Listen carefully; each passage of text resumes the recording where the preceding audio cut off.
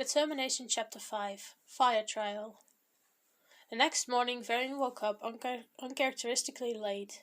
The sun was already up, and Young and Rediger weren't in bed anymore. The alchemist frowned and sat up, yawning and rubbing the sleep from his eyes. He put on his shoes, belt, goggles, and other attributes before making his way to the living room. "Hey," he greeted Young, who just walked in through the back door after taking care of the animals. "Varian, you're awake!" Varian smiled a bit, nodding his head. "I am. Sorry for sleeping in. I should probably get ready to go." "Oh, right. Have you decided if I can come along yet?" Young asked as he washed his hands. The alchemist sighed, thinking in silence for a moment. "If your dad allows it," he finally answered after a minute or so. "I'll go talk to him. Where is he?" Kang entered the house. Speak of the devil. "Good morning, Varian. Did you rest well?" Varian nodded in confirmation. "I slept great. Can I ask you a question?" Kang looked at the boy, and he took that as approval to continue speaking. "So, as you may know, I'm on a journey through all the 7 kingdoms. Young really wants to tag along, and I think I could teach him some valuable lessons. He could benefit from being my apprentice, and I will have someone to talk to so I can feel less alone. I will bring him back unharmed and more responsible." The elder seemed to think for a moment, looking at both Varian and his youngest son. Young looked back at him with anticipation. "Will you promise to keep him and yourself safe?" He looked back at Varian. "Yes, sir. I promise to keep him out of trouble as much as I possibly can." Kang slowly nodded, looking back at his son. He let out a sigh. "I suppose I cannot say no to that. Just make sure he's safe." "Thank you, Dad. I'll go pack my bags," Young piped up excitedly. He ran to his room as fast as his legs could carry him and packed the needed supplies. Some clothes, a water skin, some fireworks, and supplies to make more fireworks. When he was done, he rushed back to the living room, where Varian and Kang were still talking to each other. Goodbyes were being said, and minutes later Varian and Young were outside, ready to go find the old dragon statue and start the first trial. They were just about to leave when a voice called out to them. "Wait!" It was Juan. He ran over to the two with 2 envelopes. I promised to give you your share of the prize money for helping me out." He first handed out a red envelope to Young, who took it with both hands and bowed slightly as a sign of gratitude. "Thank you, Juan," the younger said, putting the envelope in his bag without checking how much money was in it. Juan handed the second red envelope to Varian, who accidentally took it. "The red envelope means luck and fortune for your travels, and the money could be used for getting food and supplies or a place to sleep," the elder explained. "You can refuse the present if you really don't want it. I just want to give you some fortune on your travels." "Thank you," Varian bowed slightly, taking the envelope with both hands like he had seen Young do. "It means a lot, really. I wish you and the others all the best." Young waved bye to his family, then followed Varian and the animals.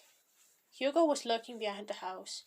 He threw away the core of the apple he just ate when he saw the two finally set forth towards the trial. He still had to think of a way to approach Varian and gain his trust. The kid was not that big of a problem. Children are easy to manipulate. Varian, on the other hand, was intelligent. Hugo would need to be very careful as to not blow his cover, if he ever even managed to get close in the first place. That was the main issue. He didn't know the target well enough to know his weak spots, so he just had to observe until he could come up with something. For now he just had to focus on listening into any conversation and not being spotted.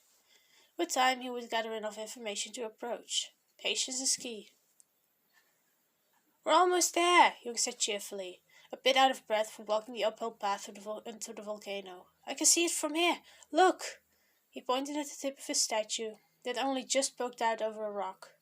It was maybe 100 meters away, so they were almost there. Varian let out a breath of relief. He never had the best stamina, and he was struggling to keep up with Young, who despite his figure was very fast and full of energy. A few minutes later they finally arrived. The alchemist looked at the statue and then down at the sketch in his mother's diary. "Young, you're a genius!" He looked around. Now we just have to find the entrance. Young hummed, pulling a thinking face. Does your mum say anything about where to find it? Because I don't see a door. Find the entrance, hidden behind age-old stone, where heat brews like no other, and where nature dares to grow. By the dragon you will find the key, but be prepared, for none before us have returned, their families despaired. The older boy recited the rhyme. There should be a key of sorts somewhere. I'll check out the walls and floor. You look at the dragon. It can't be that hard to find. He immediately started walking around, checking every crevice for a key. He moved every rock that was able to move, and felt around every little hole or crack. Meanwhile, Varian checked out the dragon statue. He also checked every little hole, crevice, or crack he could find. He climbed onto the statue to get a good look on top, but still found nothing. Finally, Young broke the silence. I can't find anything. There's no keys on the ground or hidden between the rocks. He sounded disappointed. I'm sorry. It's not your fault. I can't find anything either. The alchemist sat down at the foot of the statue and sighed, grabbing the diary again. Maybe I missed something. Before he could even focus on reading all his notes, he felt something under him break. He quickly jumped up and checked the damage. A toe had been broken off from the statue. Or well, not exactly broken. It seemed to be made that way. The toe was hollowed out and had only been kept on by the statue by a button that was inside the foot. Nothing was damaged, fortunately. Varian looked around as if he suspected someone to be watching before pressing the button and reattaching the stone toe. A loud grinding noise rang out through the place, bouncing off rocks and creating the illusion that the sound was coming from all around them. It was loud, so loud John grabbed his hearing aids, yanking them out of his ears. Varian could only cover his ears and cringe, waiting for it to stop. Right in front of the two, the floor and a part of a giant rock split open, revealing a flight of stairs that went down in a spiraling motion. The grinding stopped and the two were left staring at the entrance. Young put his hearing aids back in so he could at least hear. He looked at Varian. Let's go in! Varian grabbed the excited kid by his arm and stopped him from running off. Careful, I'll go first, the elder said, carefully entering and taking a few steps down the stairs. He picked over the edge of the staircase and shivered. All he could see was darkness. The stairs seemed to go down a long way. Okay, you can come. Just stay close to me, all right? Got it! Young quickly ran over to Varian. Behind him, the entrance closed. For a few seconds they were left in darkness, until the torches on the wall suddenly caught on fire, lighting the way.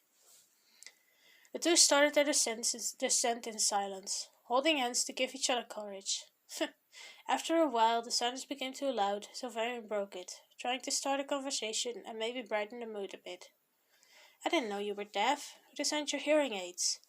Young almost jumped in fear when his friend spoke. He looked up at Varian. Oh, a friend of Dad made them for me. I lost my hearing after an accident, but they help me hear things again. They were very expensive, so I have to be very gentle so they don't break. Well, if they ever break, I can try to fix them. Hearing aids are very new and complicated technology, but I bet I can figure it out. The brunette paused for a few seconds. Mind if I study them once we get out of here? I don't mind, just be careful and don't break them. Varian nodded, smiling a bit. He ruffled Young's hair, trying to make him smile as well. He got a little giggle out of the boy, which was enough to satisfy him. Finally, they reached the end of the stairs. They led to the dimly lit room that seemed to be made completely out of hardened lava. Even the ceiling and walls. In the walls were some barely noticeable lights. They were different colors and brightness. Varian checked the diary to see if he could find any information on this. He was starting to get a bit dizzy, but ignored it, thinking it was just hunger or anxiety. His heart started pounding faster as he scanned the pages of the book for answers. All he could find was, break the stone and make the staff, but beware, cover your mouth, for evil lurks within the air. Why do you have to speak in riddles, Mom? The alchemist groaned, annoyed. He was too light-headed to think. It felt as if a thick cotton blanket had been placed over his brain, making it hard to think, see, or understand things. He shook his head, trying to shake off the feeling. Out of nowhere, a voice pierced through the blanket, sounding clear as day. It's your fault, Varian. It was Kieran's voice. The alchemist looked around, trying to figure out where the voice was coming from. Dad? A shadow moved in the corner of his eye. He turned his head towards it, but it disappeared. The voice of his father just kept on chanting, "It's your fault," over and over. More voices started to join in. Rapunzel, Eugene, Cassandra, and many others. All were chanting the same thing repeatedly. Fear was brewing in Varian's chest. His heart was beating painfully fast, and it felt like he was breathing fire. His whole body was trembling, and he felt so weak and vulnerable. Until a realization dawned on him. It didn't remove the panic, but it did help him think clearly, even if it was just for a moment. This isn't real, he looked around. The shadows were taking the shapes of people, the people belonging to the voices. This isn't real, this isn't happening. Varian yanked the handkerchief off his neck, remembering what his mother had written down. He used the cloth to cover his mouth and nose. Whatever was making him hallucinate this was in the air. He just had to avoid breathing it in. Sweat ran down his forehead and back, adrenaline still surging through him. This isn't real, he had repeated to himself, voice muffled by the handkerchief. Snap out of it, you have to help Young.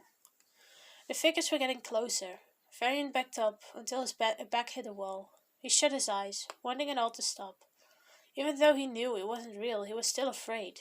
Deep down he was terrified that everyone could be lying, that no one had ever forgiven him, and they're just playing the part.